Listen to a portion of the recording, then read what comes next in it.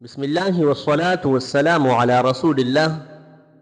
أما بعد فأعوذ بالله من الشيطان الرجيم. بسم الله الرحمن الرحیم. محترم سامعین، آج کی ویڈیو میں ہم نبی کریم صلی اللہ علیہ وسلم کا ایک باکمال معجزہ مبارکہ کا تذکرہ کریں گے۔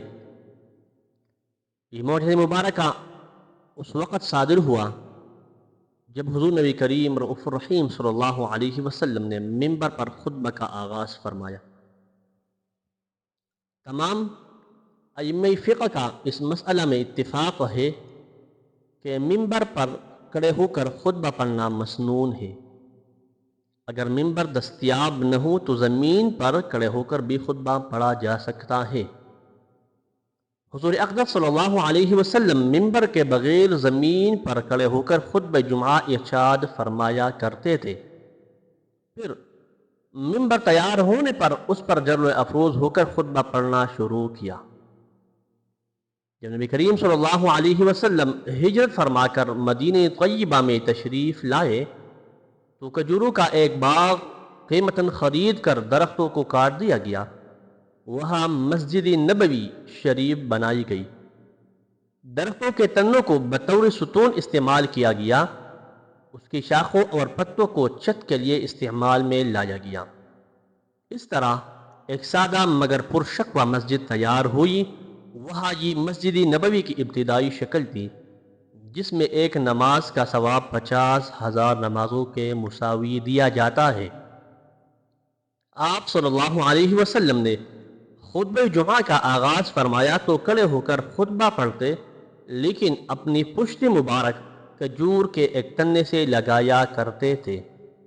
ایک وقت آیا کہ خطبہ جمعہ کے لیے منبر تیار کیا گیا تو آپ صلی اللہ علیہ وسلم منبر پر جلوہ افروز ہو کر خطبہ ارشاد فرمانے لگے۔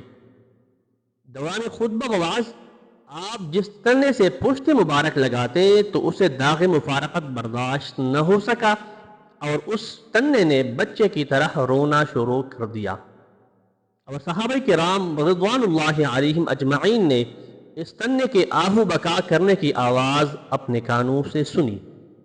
آپ صلی اللہ علیہ وسلم نے تنے کو بچے کی طرح اپنے سینے اقدس سے لگا کر پیار کیا تو اس نے خاموشی اختیار کر لی۔ اسے کاٹا نہ گیا بلکہ اکاڑ کر منبر شریف کے نیچے دفن کر دیا گیا۔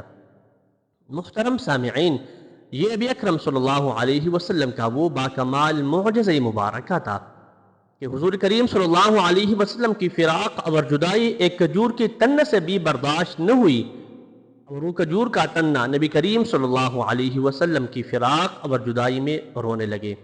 اللہ تبارک و تعالی ہم سب کو بروز قیامت نبی اکرم صلی اللہ علیہ وسلم کی شفاعت کاملہ نصیب فرمائے، اور شفاعت کاملہ کی سبب ہمیں جنت الفردوس میں داخلہ نصیب فرمائے، اور جنت الفردوس میں نبی اکرم صلی اللہ علیہ وسلم کے پڑوس میں رہنا نصیب فرمائے۔ آمین بجاہ النبی الامین۔